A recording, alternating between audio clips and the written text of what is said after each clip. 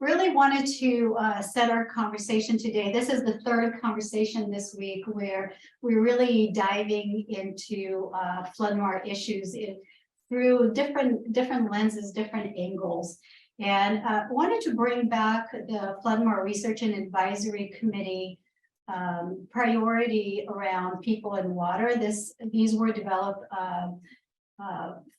through the People and Water Subcommittee, which was headed by Mike Antos.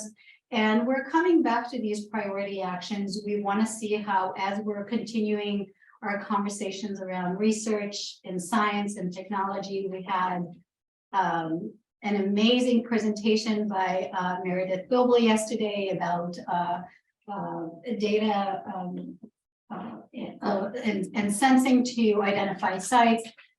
We want to really focus on the people, the communities that are being served. And so the three priority actions that kind of came to the top, there was a whole list of actions that the Research Advisory Committee has identified, but the three related to communities are to develop an ethical and just framework specifically focused on the FloodMAR program, develop an engagement best practices document for FloodMAR, and to document areas most feasible for recharge with disadvantaged communities that are groundwater dependent and would greatly benefit from FloodMAR action. So really thinking about, as Rajendra Singh said earlier this week, really linking the science and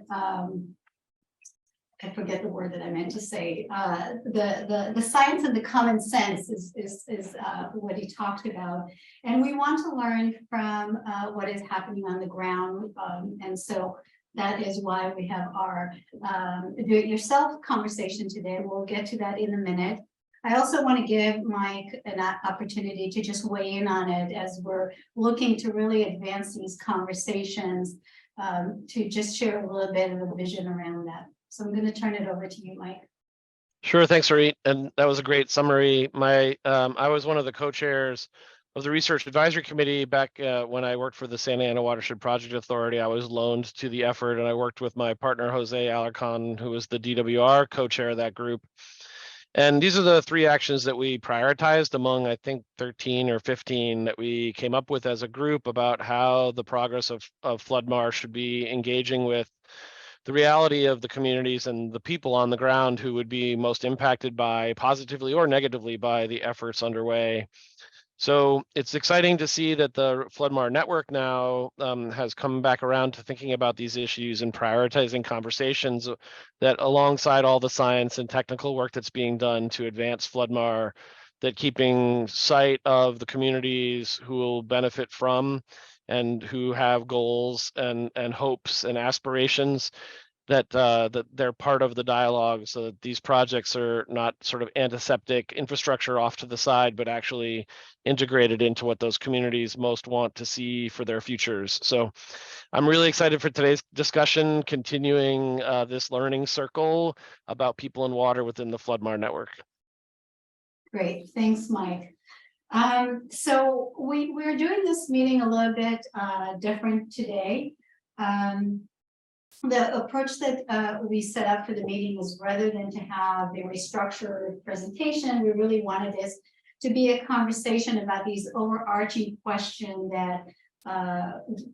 that we have to continue and think about around climate change planning, resilience and adaptation, putting environmental justice at the forefront, thinking about the balance of state support and control and local capacity, and really learning from other experiences, learning across regions. What can we learn from others' experiences? How do we scale up ideas? So what we hope to do today is we've set up the conversation into kind of 4 key areas that I'm going to just mind the time to make sure that we kind of walk through the various steps. And I think we'll find that these topics interconnect, so they're not so distinct, but we want to start with the driving questions. So our guests today are going to share the questions that drive their work around how do we make cities work for the most vulnerable population? And of course, we're looking forward to hearing your definition and expression of do-it-yourself approach and what that looks like in the work that you're doing. And we'd like to hear from everyone participating today, what are your driving questions related to that? So we're going to use that as kind of a foundation for our conversation. And then we'll get an opportunity to learn on regional efforts, really wanting to make the point of why is that important and how can that be useful, and what it looks like in practice, learning and doing that crossover. And as we're thinking about our work in California, what can we learn and apply to California? And with the cross-regional learning, then thinking about how do we advance equity, how do we elevate conversations around equity, how do we promote environmental justice, how do we empower community to stand with us and do the work together as communities. And we of course want to have time at the end to reflect on our conversation and our learning together, and think about how the conversation today, as well, if you were able to join us Tuesday and Wednesday, how does this information, the learning, inform what you're doing? As a network, we want to be thinking about how do we advance the principles and the thinking, and how do we come back to those priorities and make sure that we are moving those priorities forward. So that's what we hope to do today. And I just have a few slides, and then I'm just going to stop sharing so we can be with each other. Want to encourage everybody to turn your video on and really participate in our conversation today. So let me introduce our guests today. We have Stephen Marr, and yes, Stephen is Jenny Marr's brother. That's a very important qualification. Stephen is a senior lecturer in the Department of Global Political Studies at Malmö University. Marr's current research interrogates issues of climate adaptation, DIY urbanism, and equitable, just, sustainable urban development in African cities and the post-industrial American Midwest. Stephen is now at work on a comparative project that places Detroit in conversation with sub-Saharan African cities. And along with Patience Mususa, who I'm going to introduce next, co-edited a forthcoming volume on DIY urbanism in African cities, which will be published in sometime this year. Well, we'll see. We'll see. And I want to introduce Patience, who's a senior researcher at the Nordic Africa Institute, Uppsala. Her research covers issues of urban climate justice, mining and urbanization in Southern and Central Africa. She is co-editor together with Stephen, and is also author of the monograph from 2021. There used to be order life on the copper belt after the privatization of the Zambia consolidated copper mines with University of Michigan Press. So very excited to have both of you here today. And I think we're gonna start our conversation with giving you a chance to kind of broaden my introduction to your work, and we want to hear from you on the questions that you are working to address and bringing to the conversation today.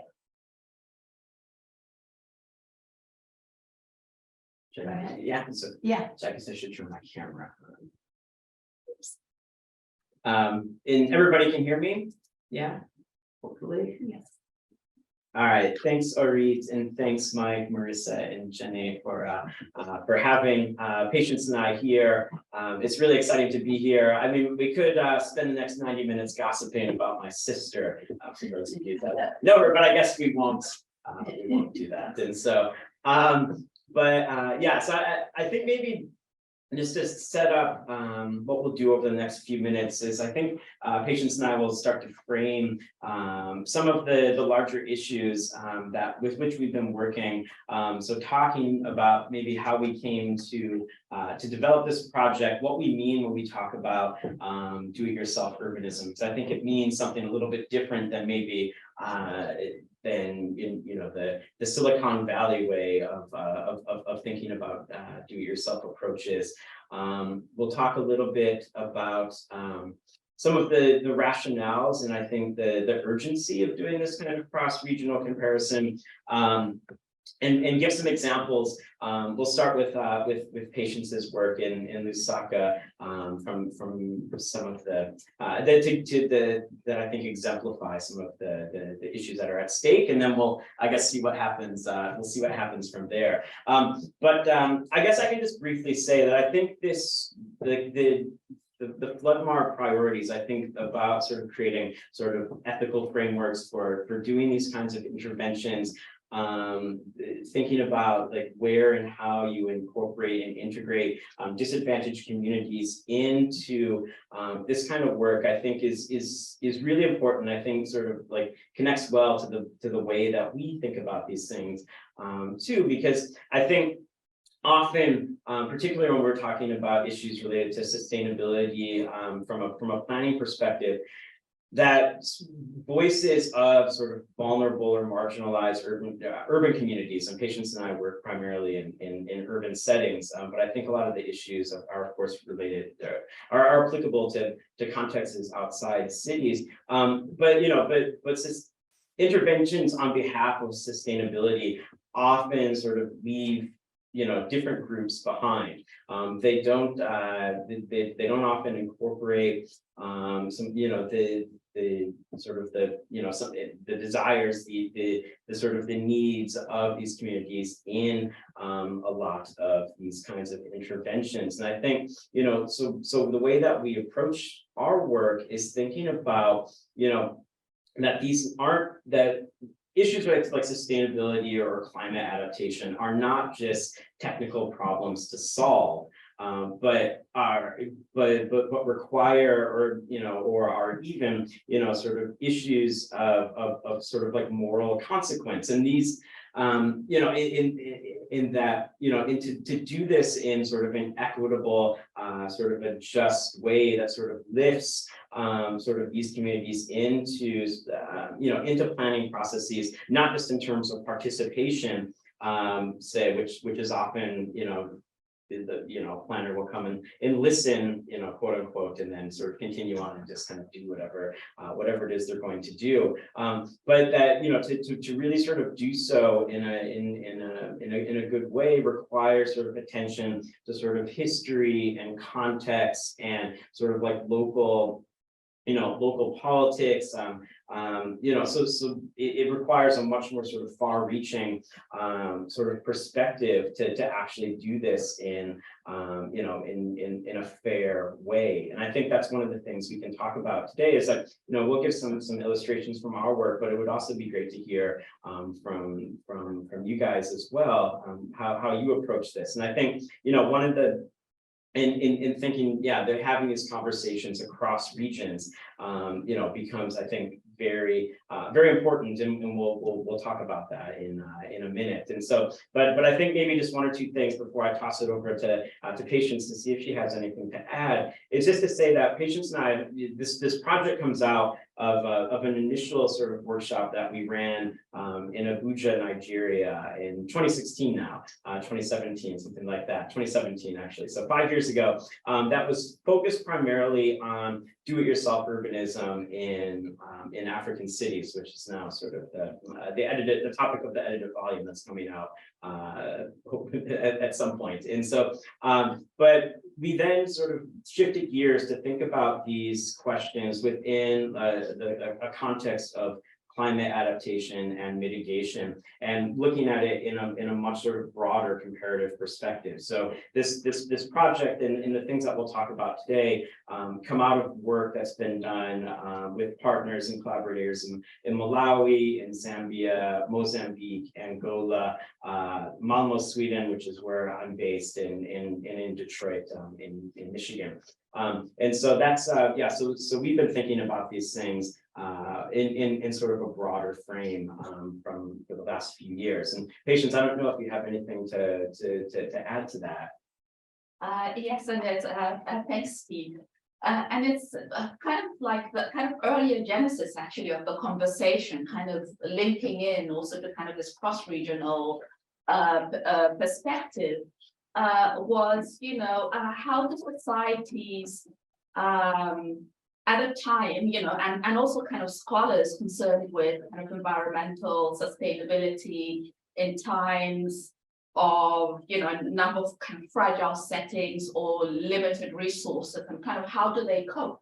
And we had spoken about this with Steve in the context of Detroit bankruptcy, and my work earlier on the Zambian copper belt, when workers were laid off and were faced with making a living and a life in a context where they had limited or no resources. And it's these particular questions, kind of also linking into the question around kind of do-it-yourself urbanism, is do-it-yourself urbanism, and the way that we're also approaching it is as the kind of methodological entry or as a tool to interrogate these processes of self-provisioning that people are engaging in, either as a way to kind of Your camera. either as a way to engage with as kind of as a way to kind of be self-reliant in the absence of state resources or support, and quite different from what it kind of connotes in, I'll say, some of like libertarian conversations as the kind of like freedom from kind of state control and an ability to kind of do things oneself. So the kind of do-it-yourself urbanism, to some extent, kind of connotes the kind of self-provisioning that is also quite participatory and engages resources, relationships to try and get things organized together. So if it says do it yourself, but actually we could actually describe it as much in this kind of settings as kind of doing it ourselves together.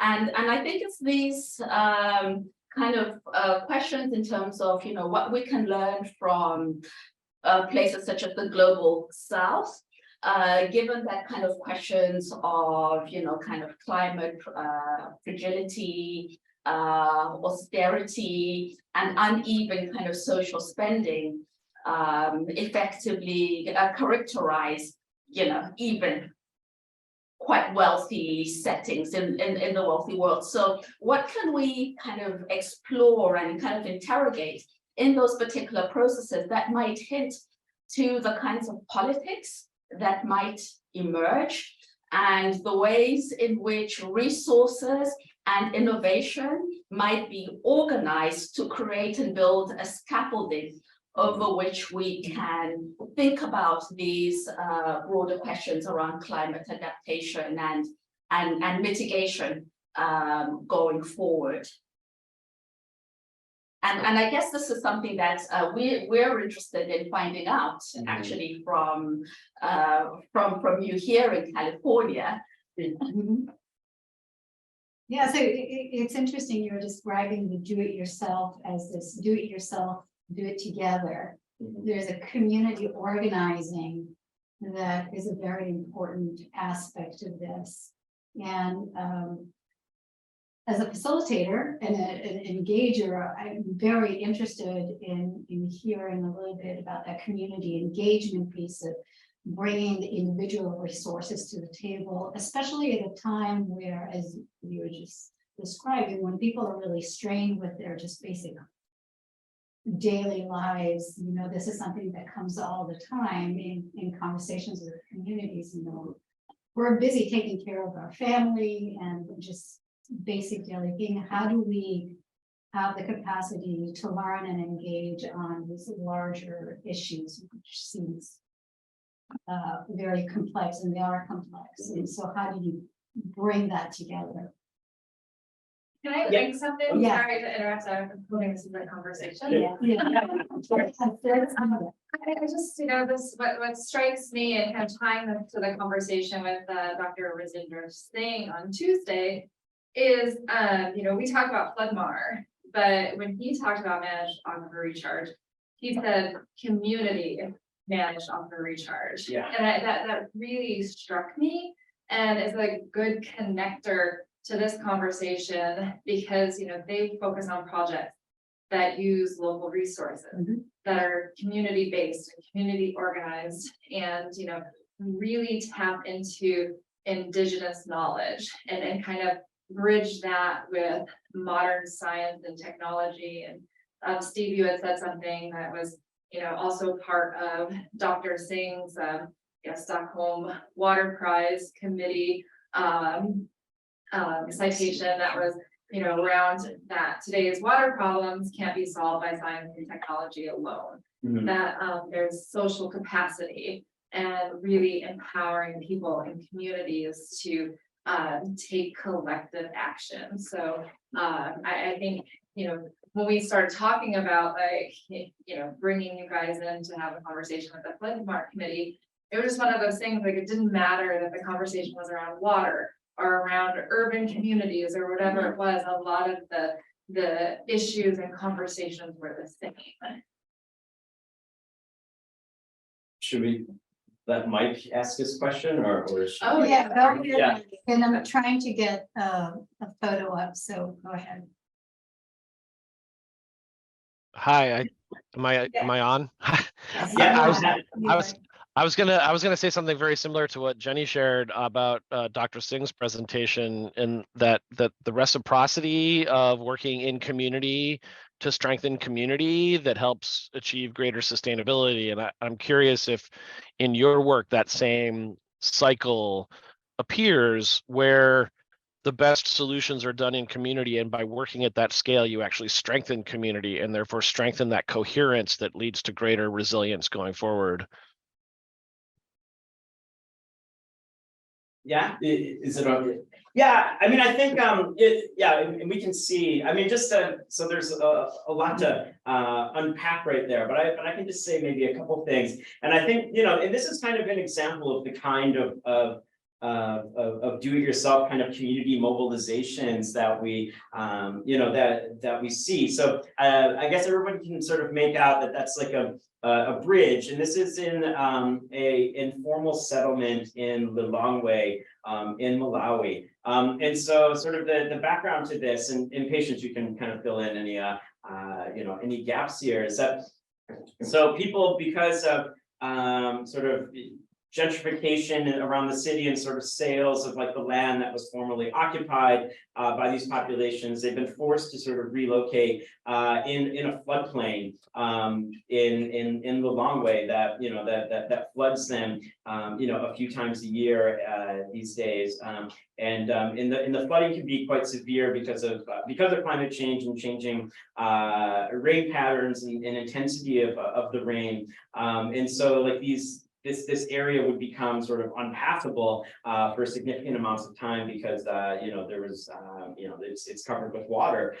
And so the community sort of got together because they were getting no response from the state to actually come and do anything about this. And so this community mobilized resources to construct a bridge on their own, which they sort of gathered the material, gathered the labor, sort of like organized it, sort of did the, collected all the resources necessary to build it. And I think now they operate it too as a toll bridge to keep up some of the upkeep, right? So total sort of community involvement, and it's great, right? But at the same time, and I think this is one of the things that we're trying to kind of think through in our work, right, is that, and this is something that's come up in different conversations with Orit and Mike and Jenny as well, is that this work, the do-it-yourself approaches often place, a very, high and heavy burden on populations that are sort of least capable of sort of navigating these kinds of challenges. And so, you can see on the one hand that this is, I guess what you could call a successful, effort, but yet the amount of work, that was required to get it going and sort of sustain it, it carries a high cost on the community in which has to sort of bear this burden. And I think, and that's one of the, so we don't necessarily think of this as, these do-it-yourself approaches as, empowering or heroic in some ways, because because they do present, sort of real challenges for, for the community to navigate. And I think it's important to when, kind of keeping that in mind when we sort of see, an example such as this, like the costs that are involved for the community to do this. And, but at the same time, and I think, Ori, this, and then I'll be quiet and toss it over to patients. But I think this is actually one thing that's come up in my sort of recent work in Detroit. So interviewing different community groups that, sort of whether we're talking about urban farmers or people sort of that are groups that are involved in housing, in sort of building housing for homeless populations, or folks doing just kind of community mobilization in a number of different sort of areas of focus, is that, yes, I think one of the things that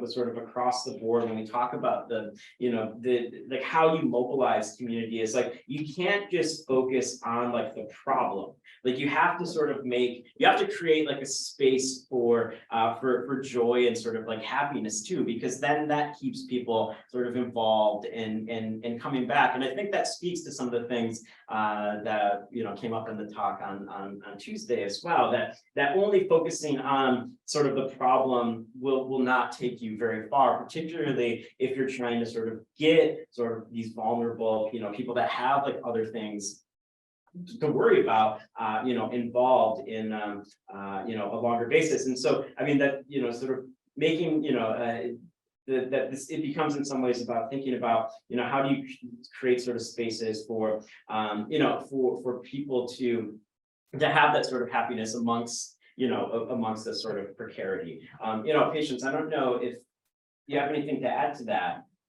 Yes, and it's interesting that you bring that up, because that there is what you call to some extent a kind of effortful improvisation that also kind of connotes these kinds of approaches where people are organizing. There is the effort and a lot of labor, kind of time to kind of organize at the same time, and also kind of working within quite limited resource settings, being able to kind of retrofit and reuse scarce resources, and kind of also navigate relationships.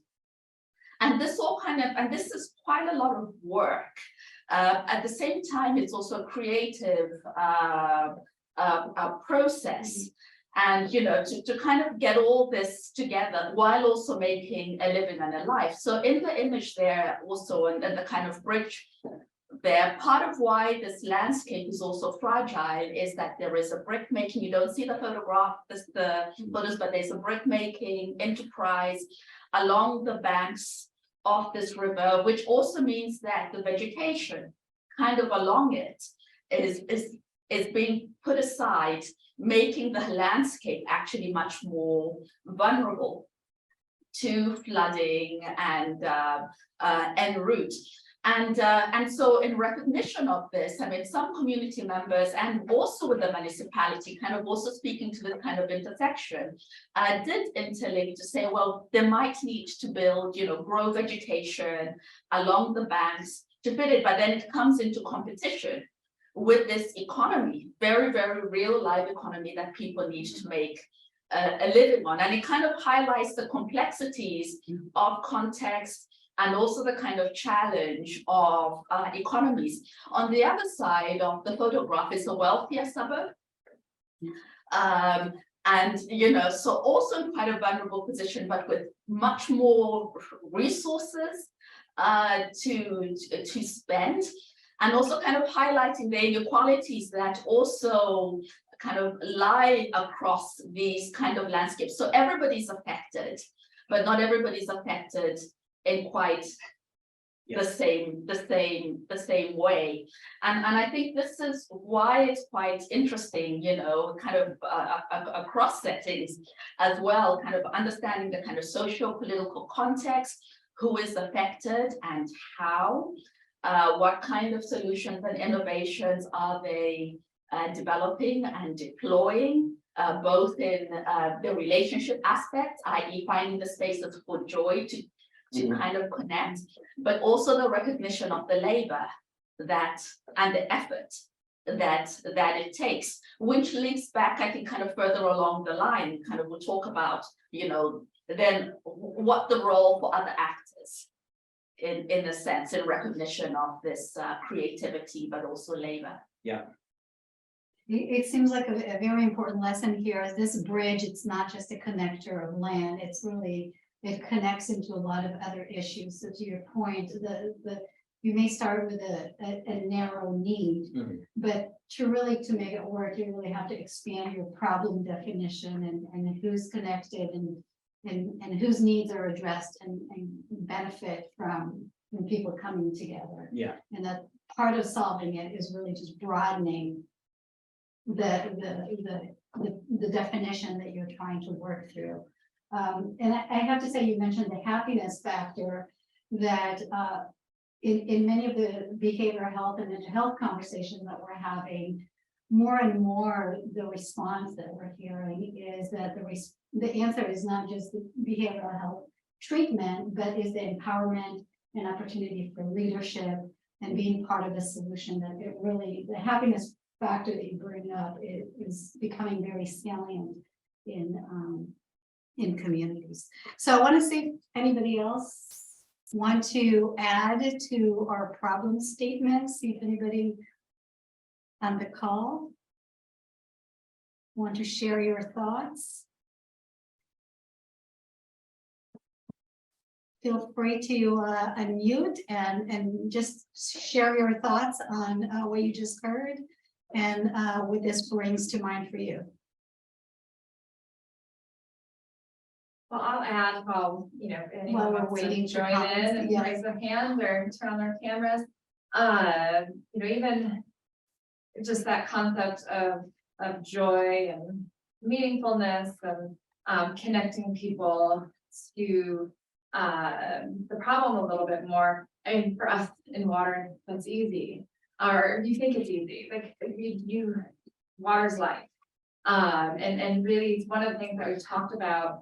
And Dr. Singh was talking about water literacy, but even for me, when I think about it, it's just connecting people to water, like showing them where their water comes from, walking along the rivers, the channels that they live by, their water sources, and really building that water literacy through a sense of connectedness and really understanding where their water comes from and what value and joy and well-being just being around water can bring. There's even books about it. Blue Mind. Connect to your water. Yeah. Good morning. Hi, Daniel. All right. Just a reflection, a thought on this, Stephen. Great to meet you. And I'm sorry, what was your other name? Patience. Patient Thank you. and Stephen. Yeah, good. A thought I've had about here in California about where we've, in a way, we've lost the joy around water came when we created a regulatory structure around it. I'm just reflecting on when we first started working. I worked with a nonprofit, Sustainable Conservation, and we started working on a groundwater recharge with farmers and with a couple of irrigation districts before we had Sustainable Groundwater Management Act requirements. And those districts were really excited. The farmers were really excited about what they could do. And as soon as the regulation came along, it felt as if everyone just sort of put the lid on and slowed down and felt like now they needed to wait and figure out what the regulation was going to tell them to do rather than taking the initiative themselves. And I'm curious if you guys have looked at that issue of how regulations can be a disincentive to engagement. I think that it's yes. I mean, it's interesting that you sort of mentioned that, because in the city of Lusaka in Zambia, for example, in the context of the state not being able to provide municipal supplied water for a very long time to each and every resident, the majority of whom live in informal settlements, but also for quite wealthy residents, people were sinking their own boreholes everywhere, right? And of course, you also had a city with kind of like some kind of light industrial activity and businesses also relying on water uptake. And so there was a real concern actually with water quality and what was happening with the kind of groundwater, also within a context where for a very, very long time, the kind of from the 1970s onwards with the country struggling to also kind of meet the sanitation needs of many urban residents, they encouraged pit latrines within very dense urban settings. So you have a contaminated actually groundwater in several areas. So they did put in place a regulation, actually quite more recently, to create a borehole tax, and also with the requirement to say that they measure the quality and of the water, you know, and there was quite a bit of resistance to this tax and taxation system and new regulatory framework because residents felt that they were being asked to pay for something in a context where the state had failed to kind of organize and provide services. And so the regulation, even in recognition that actually you did have a serious problem, became politicized. And that kind of discussion of how then you make it into a kind of much more engaging thing to kind of say, well, we need to think about groundwater. What does it mean? What does it mean in terms of the quality of our health, our well-being, and kind of finding those kind of positive narratives to kind of highlight that, and also, in a sense, kind of also the state not just kind of putting in place regulation, but also meeting its responsibilities and obligations was also kind of much more the critique. What is the responsibility of the state within this? So are they kind of farming off responsibility and also farming off regulations to citizens without actually also meeting their part? So I don't know what the context here is, but it looks like it became politicized on, well, what is the role of the state and what is the responsibility within this context? Yeah, I mean, I can just maybe add one or two things to that point, Daniel. It's like nice to meet you, and thanks for the question. I think, you know, the state is like the central figure in all of this in some ways. I mean, of course, the communities themselves, but you know, like thinking what the state is capable of doing or not doing or fails to do or just chooses not to do. You know, I think that's one of the key sort of variables here. And I think that's one of the things that, when we first started working on this project, that was one of the sort of comparative linkages, right? That we identified from the beginning, that having worked in African cities, the state has been, largely absent for, for a large chunk of the population. I mean, the state is there. Some places in African cities will get huge investment. Other places will be kind of left to their own devices. And that's the same thing that happens in Detroit, right? That, the coming out of the sort of largest urban bankruptcy in US history, 10 years ago, the city was, $20 billion in debt and declared bankruptcy. And so, just thinking of like the size and scale of Detroit, 140 square miles, you can fit, Boston, Manhattan, San Francisco inside like the city limits of Detroit and still have room to spare. So I mean, so the scale of the city coupled with sort of the depopulation of the city, 2 million people in the 1950s, less than 700,000 today. So you have basically, huge tracts of the city that were largely abandoned in a lot of ways.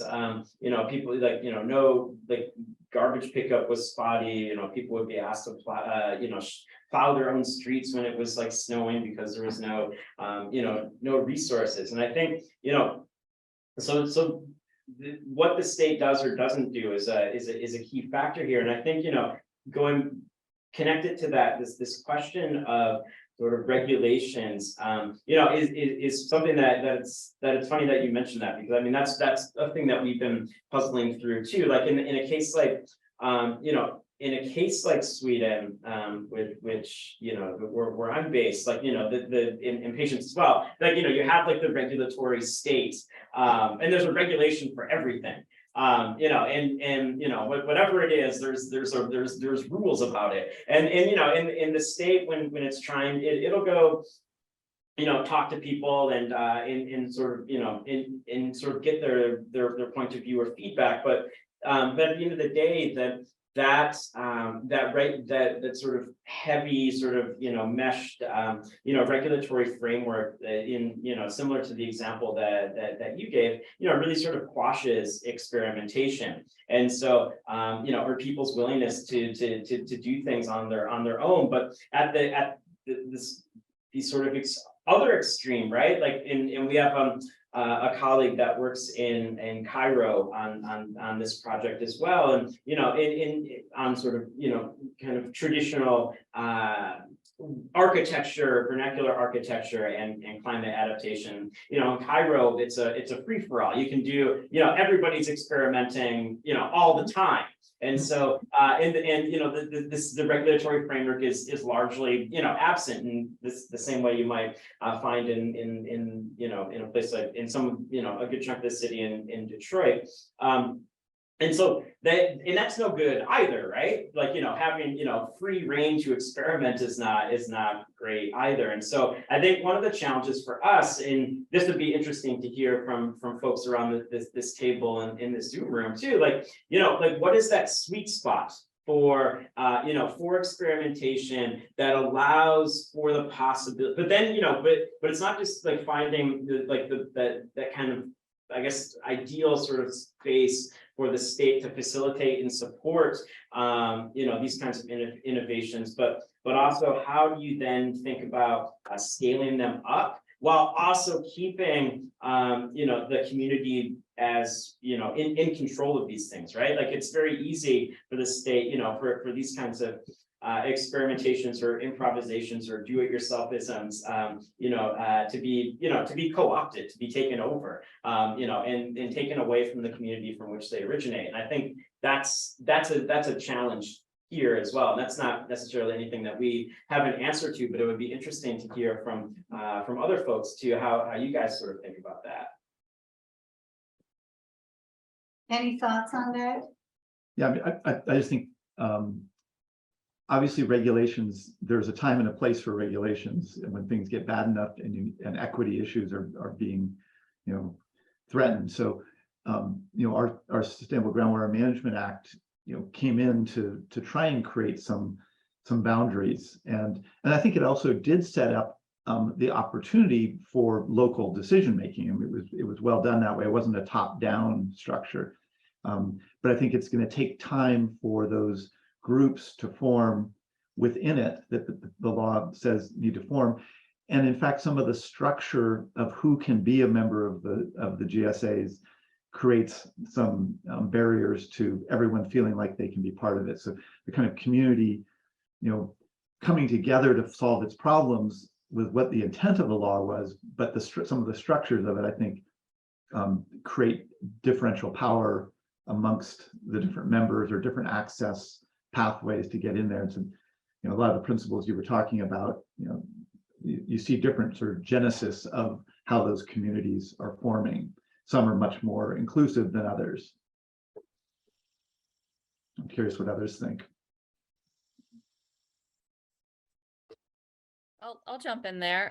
Good morning, everybody. I'm calling in from the Russian River watershed, which has been sort of ground zero for California drought in Mendocino County, particularly. The Ukiah Valley has a groundwater sustainability agency. And there's so many great things that have been said this morning. Thank you. I have all these notes about my thoughts, but I would say we were one of the most inclusive GSAs. We have a tribal seat and we have an agricultural seat. That's not as common among the GSAs, I understand. But because we are so rural residential, we find it difficult to get folks to actually participate in the groundwater sustainability agency.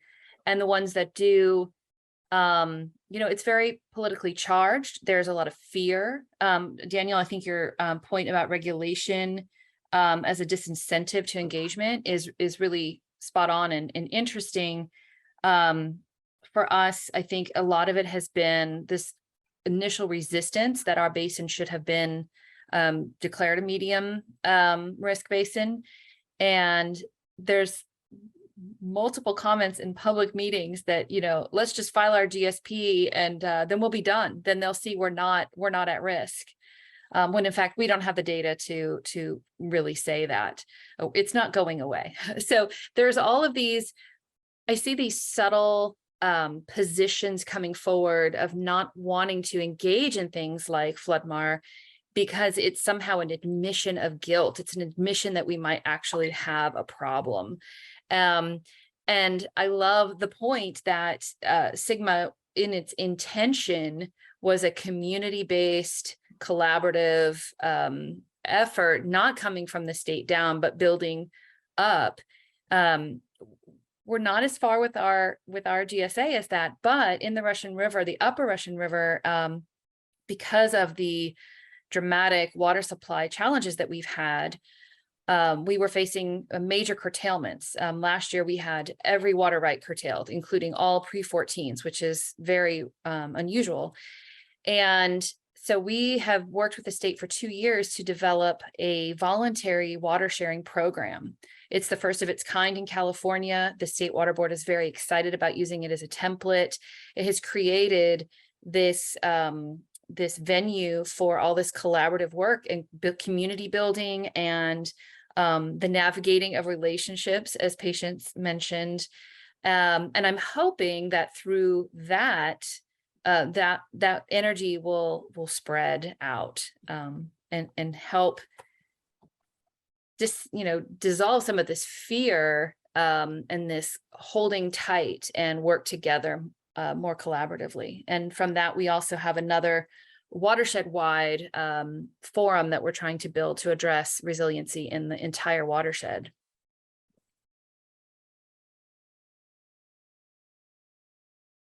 Go ahead, Mike. One of the things I've started trying to bring into conversations, and I'm still trying to learn how to make it help, so this is another try, is that regulations themselves are the voice of the community, and it's attenuated a bit right? But the laws that the regulators are helping enforce were put into place by our representatives. Right now, all of those steps are attenuated through an imperfect system of politics and representation.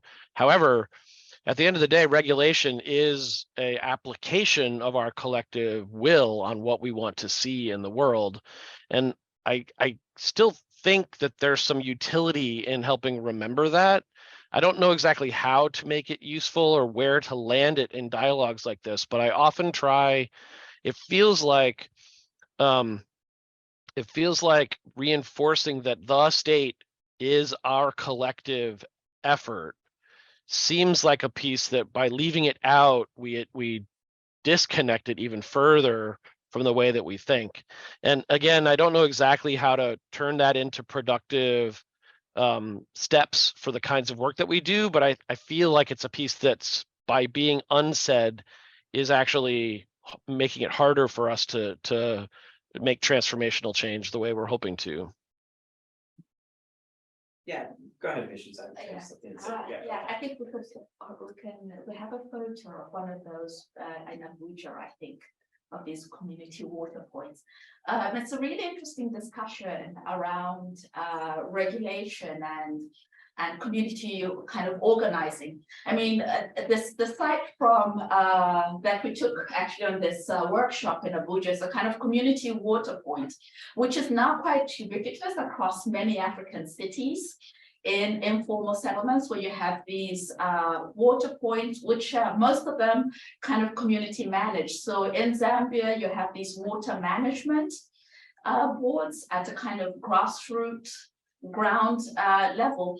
And it's interesting because some of the kind of political dynamics when they were introduced, I remember doing field work in around 2005 in Livingstone, Zambia, in this neighborhood where they had just introduced a similar community water point like this, you know, which was actually, it was women who had largely called for these community water management points, and people were paying a small amount of money for maintenance, and there had been significant resistance actually within the area by some members of the community. This it was called Sakobit in Livingstone, because of this introduction of payment and regulation. But for the women, they said, when people get ill, when they don't have access to safe water, the care burden ends up on the women caregivers,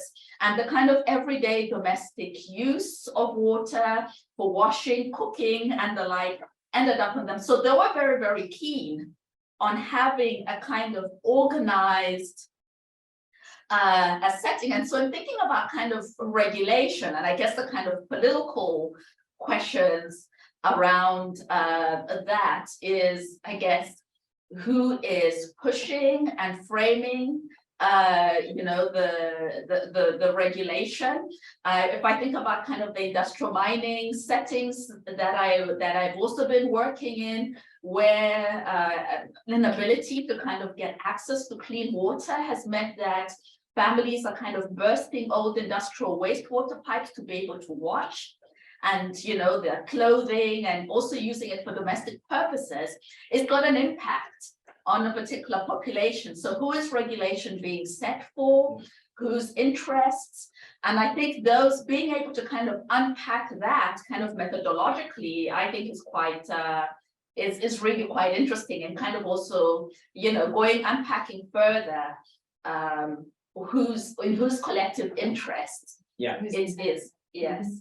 Yeah, no, I mean, the question of politics, I mean, becomes like crucial here. And I think this speaks to, you know, to Elizabeth and Mike's point as well. It's like, you know, and to follow up on just what Patience was saying, I mean, like the absence of infrastructure is often a choice, right? Like, I mean, you know, that there are interests in politics at play, and we can't always assume I mean, you know, I'm just thinking of an example in Lagos, which I've written about elsewhere, is that, you know, we assume, you know, looking at a community water point like this, that we want, you know, that we want water to be like available to everyone. But you know, I mean, that's not always the case. I mean, when the municipal government in Lagos has actually tried to sort of extend water infrastructure to different parts of the, you know, in places where it's absent, it's often been like ripped up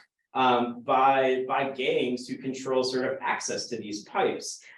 You know, so there, you know, so I think it's important to sort of recognize that there are interests in you know, in power imbalances and you know, in that are at play. And I think, you know, which then sort of, I mean, forces us to think about how, you know, like these different sort of DIY approaches, for example, you know, might both, you know, they compete with one another, they're in conflict with one another, and they can cooperate with one another. And that's not, and this constellation is always sort of shifting. And I think it's important for us to sort of keep that in mind too, which, you know, just to further complicate things, right? Like, and I think, you know, and maybe sort of the last point that I can make is, and I think this hasn't been mentioned yet, but I think it's important to say is that, you know, do-it-yourself approaches don't just happen you know, by or aren't just sort of organized or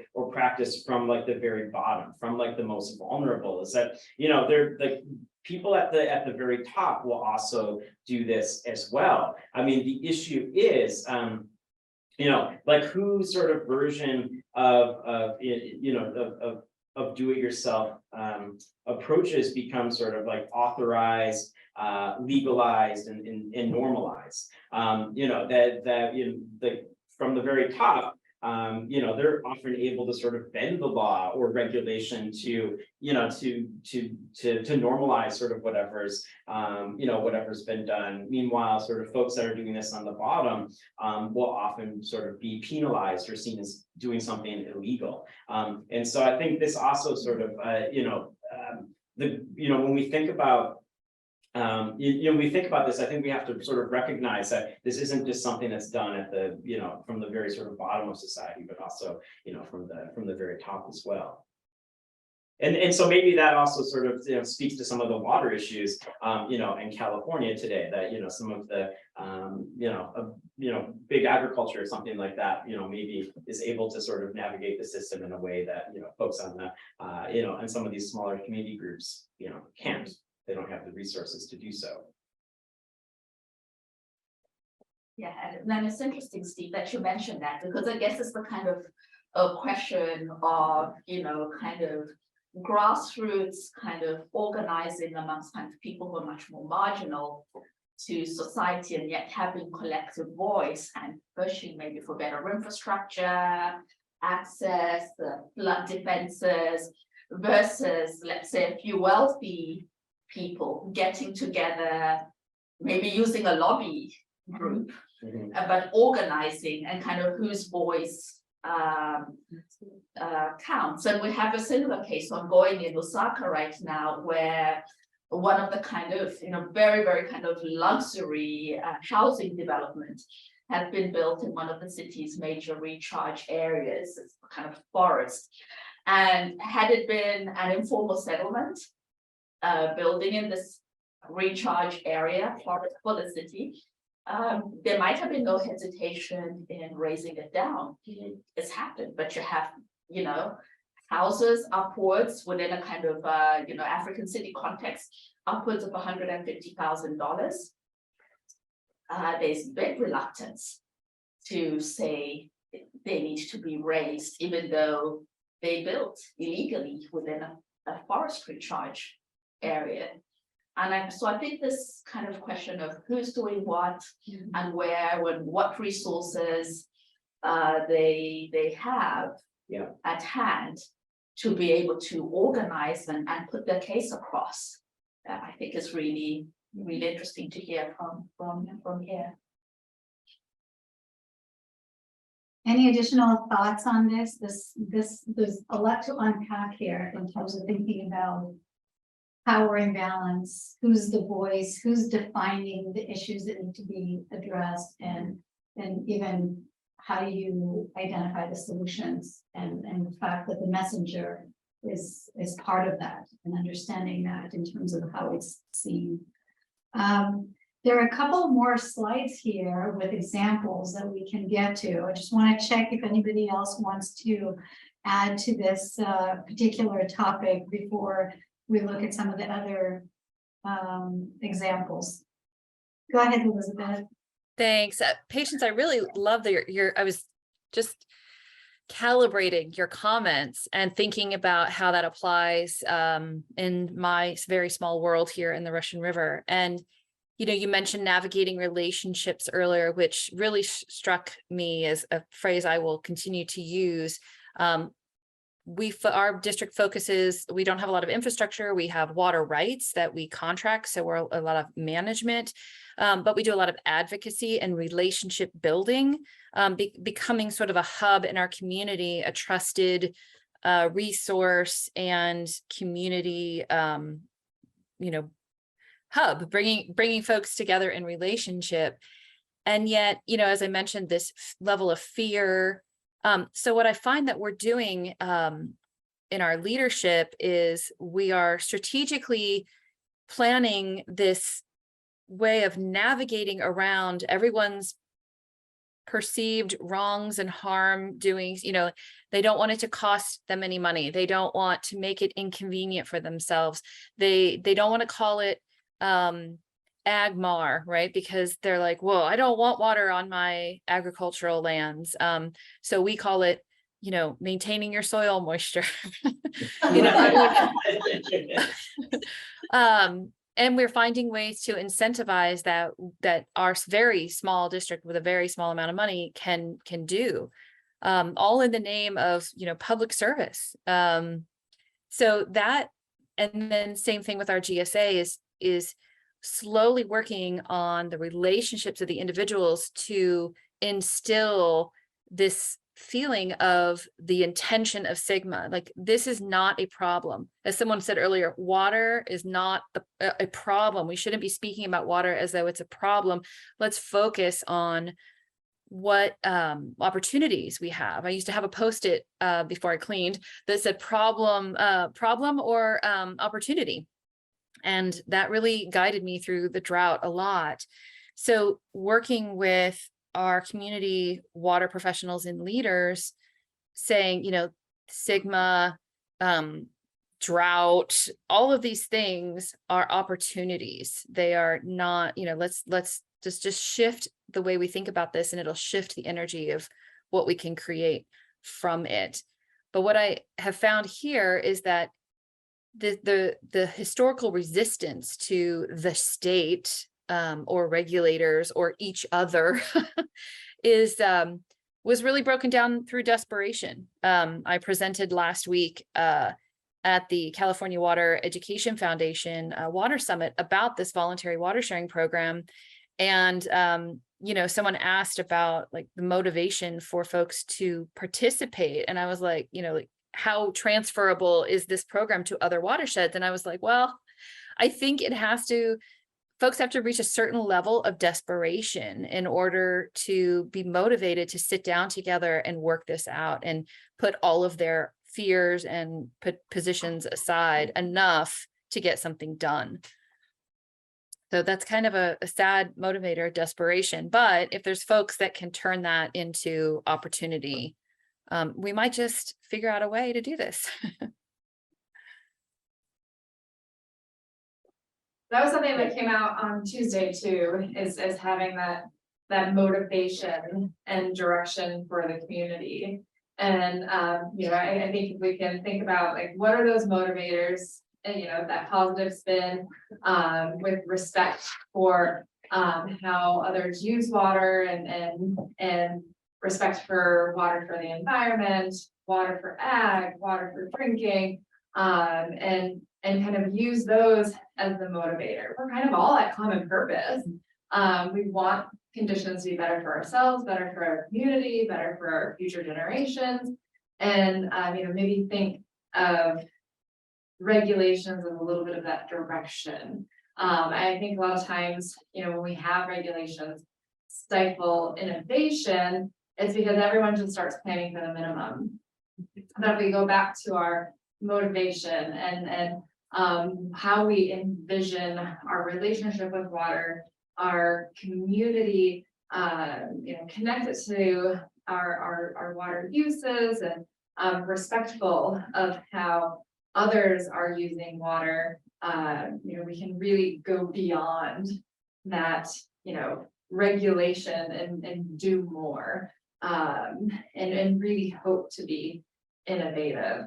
And then something, you know, another thing that came out on Tuesday that I think links to this is, you know, regulations may stifle some innovation, but there is opportunity in looking at, you know, smaller projects, looking at the small streams, the power of the local community, and really doing innovation on a local level and building upon that. You know, and there's that opportunity there, but I think local level is a little bit more nimble to be innovative, rather than like trying to take the big bite of the apple right away.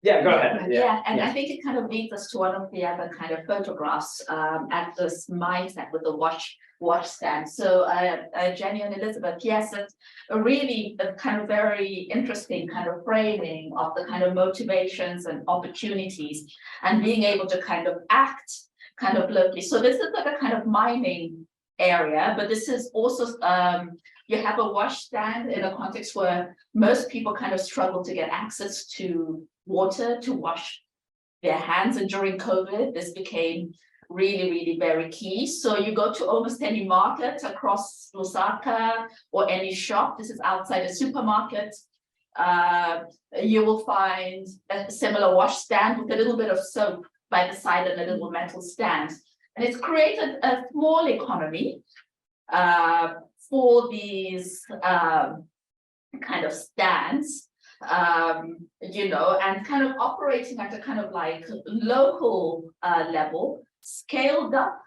across. It provides in a context where you don't have running water.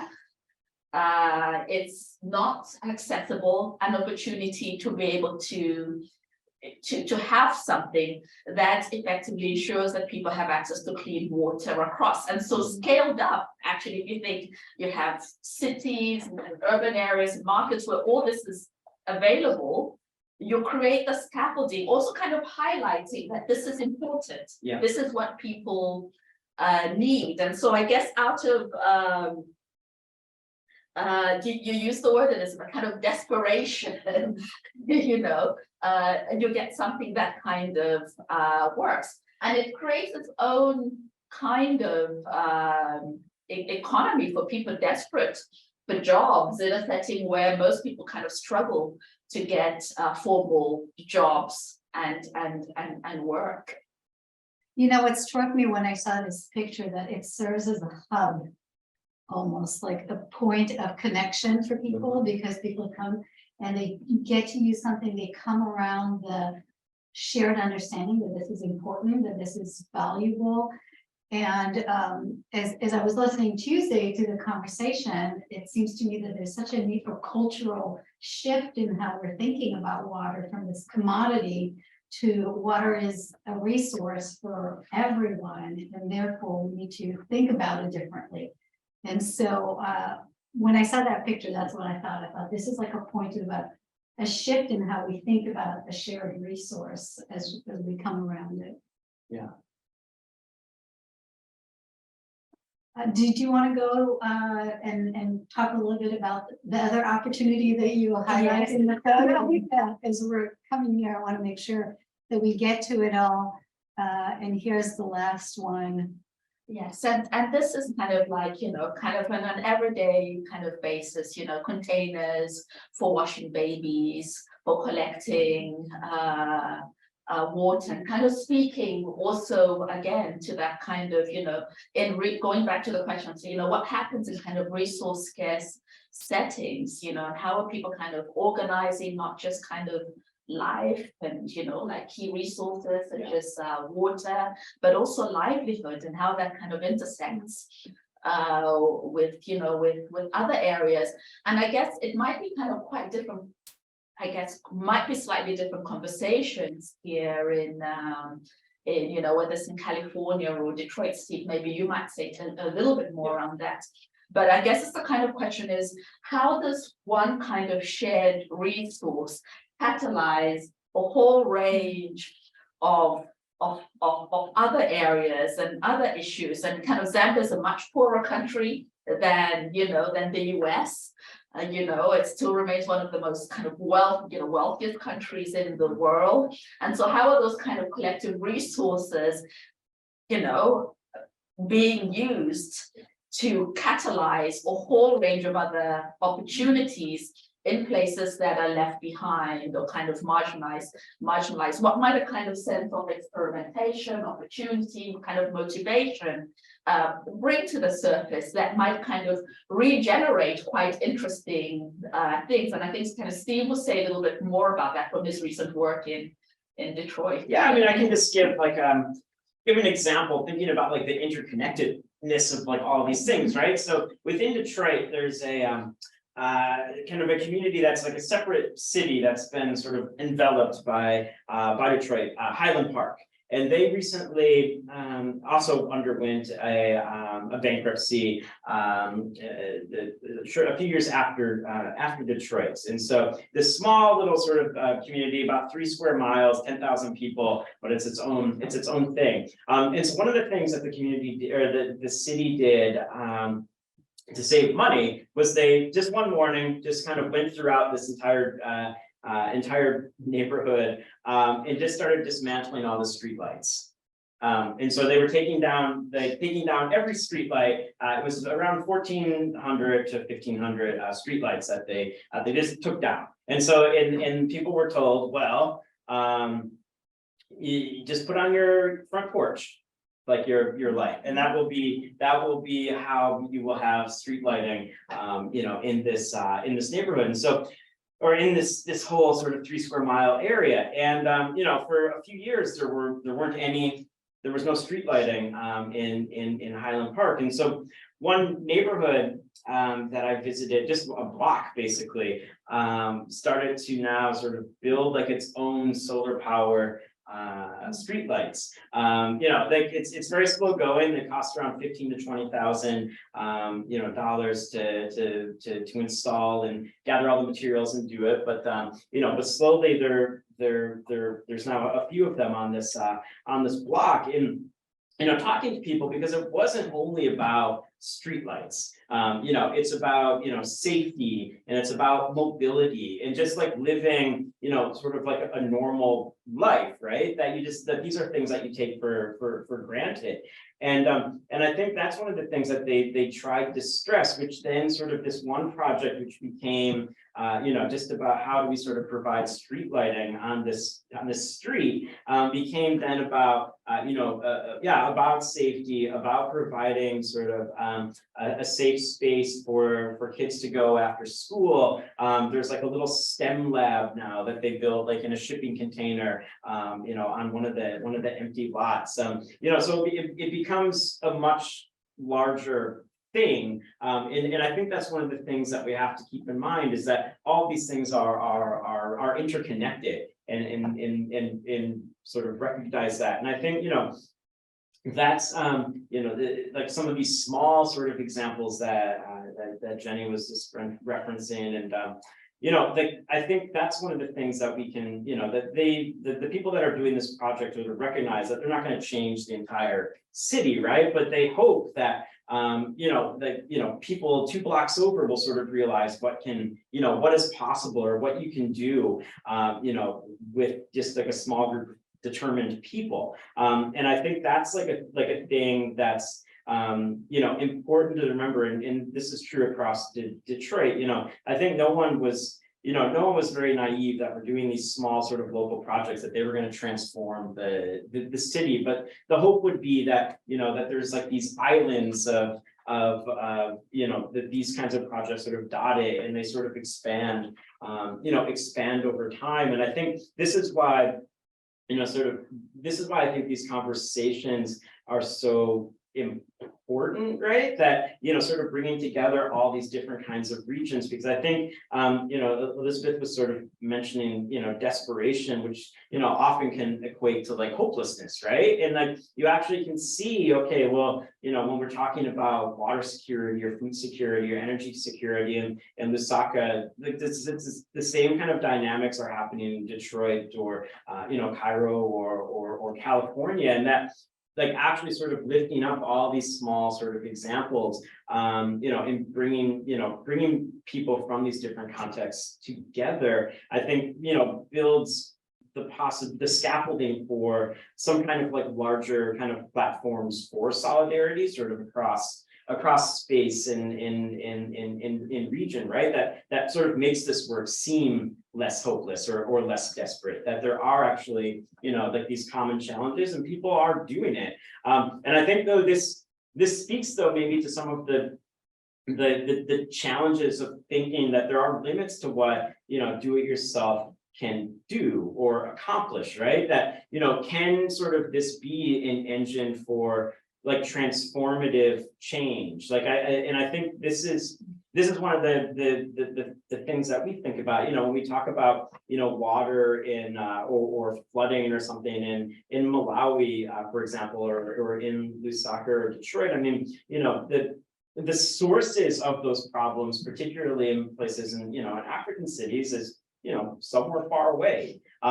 So like so how the DIY's approaches might be able to cope with some of these things, but yet there might be some kind of limits to engaging sort of like this broader sort of structural transformative change that we would need to actually deal with some of like the root problems. And I think that's one of the, but maybe that's what we do here, right? Is by building these sort of bridges, we can start to tackle some of these larger sort of structural things. I don't know. I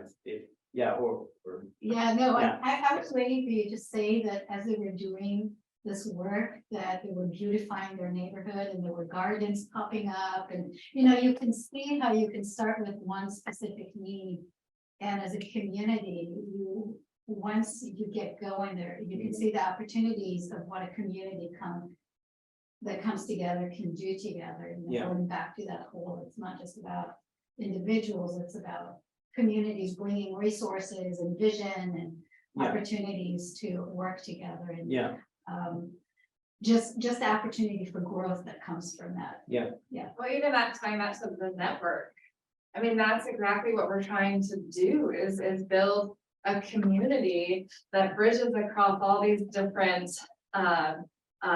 sectors and interests and highlight the work of others, so people know that someone else had success from this area and was able to do it. So how can we learn from what they did and apply it to other areas, and kind of build all these small successes and make sure that they're communicated?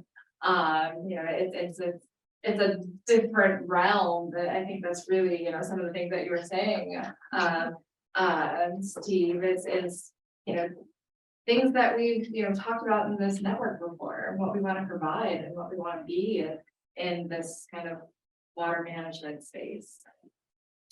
So we have about 2 minutes.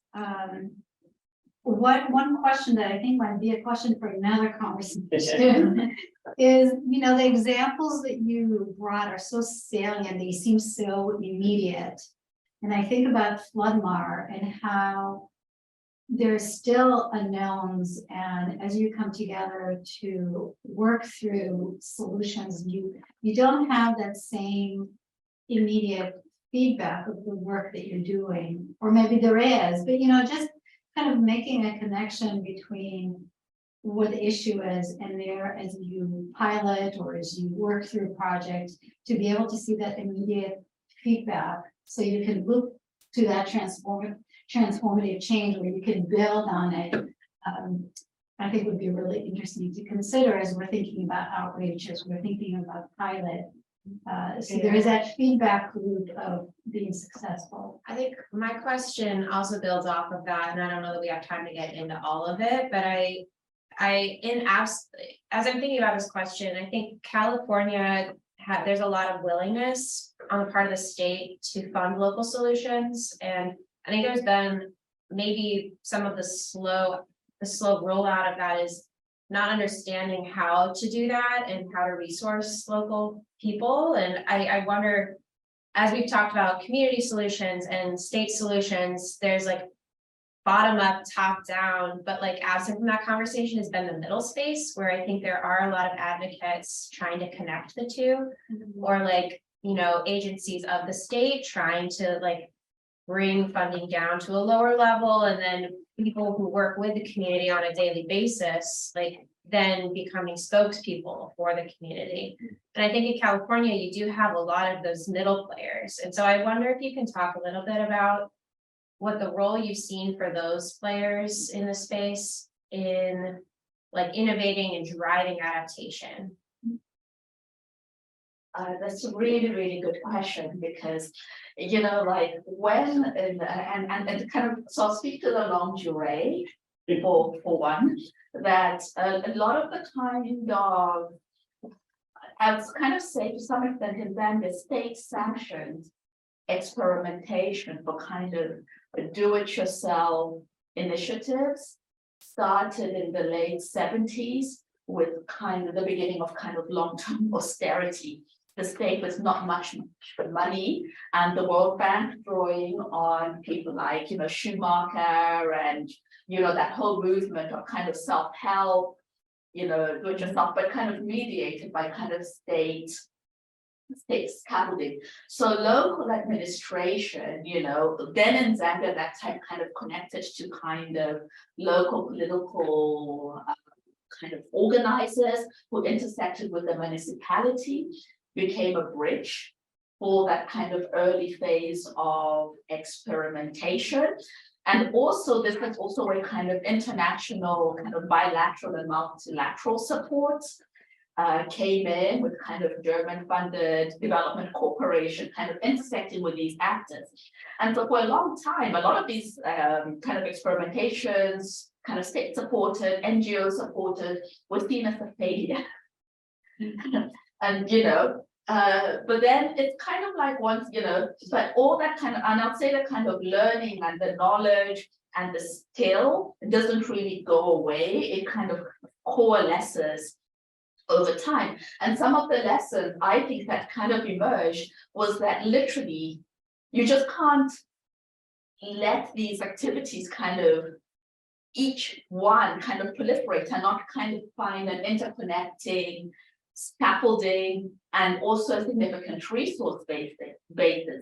So in the last decade, there was a USAID, actually Millennium Challenge kind of fund, kind of water and sanitation for the city, that took these lessons, you know, kind of recognizing groundwater contamination and kind of trying to kind of interconnect and scale up also kind of at the state level. But it was occurring within a slightly different political context, because that grassroots context had become less cohesive across, and it had become much more, say, kind of, it had many more actors and required a lot more work in kind of organizing. So in the kind of resource space and kind of scaling up, some places had kind of better outcome in kind of this kind of big infrastructural investment across the city. So the big trunk infrastructure worked quite fine, but it was in the interconnecting of the pipes to the households and that kind of stuff, getting in actors maybe with not the perfect construction skills or political motivations, you know, there it became really, really quite complex. And I think this is where the kind of that link and making it sustained and also having conversations across and connecting to have a kind of shared understanding to some extent, even as people experiment, is really, really quite key, even across the longer term. And I think this is where the kind of states actually as a kind of facilitatory role, but also implementer is really, really very, very important, I would say, in being able to, at kind of different levels, kind of put people on top to be able to bring in different actors.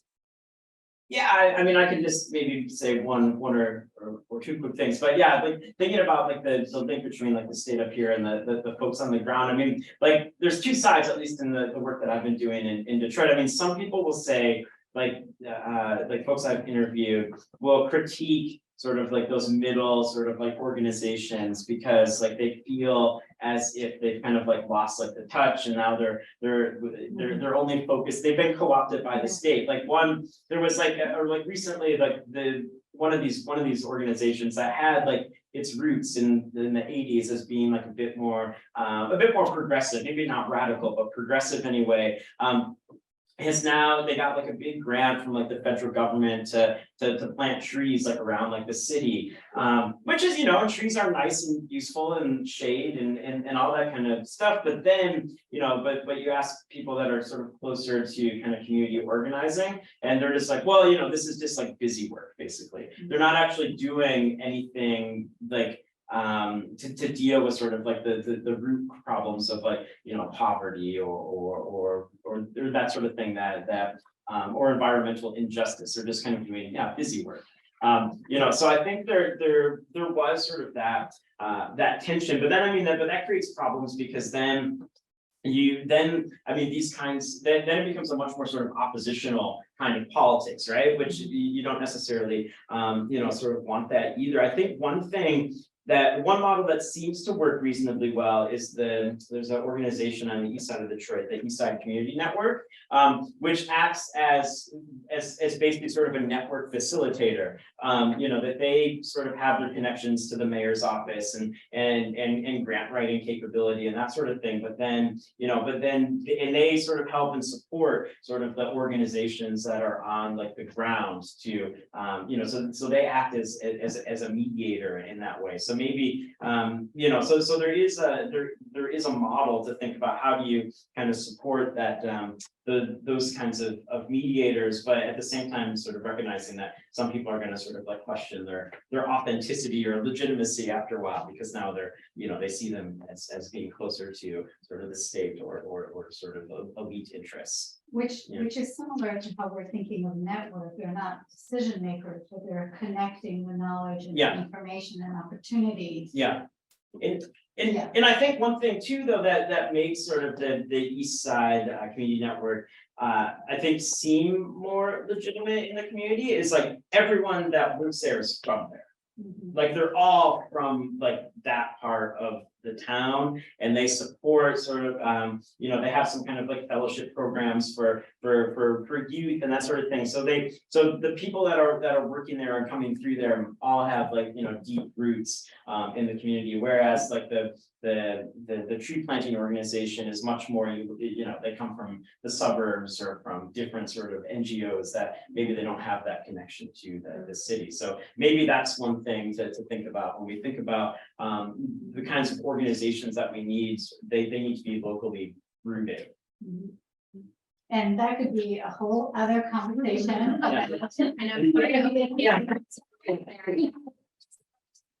So I think I'm gonna close this conversation, even though we can continue on, and just really want to thank you.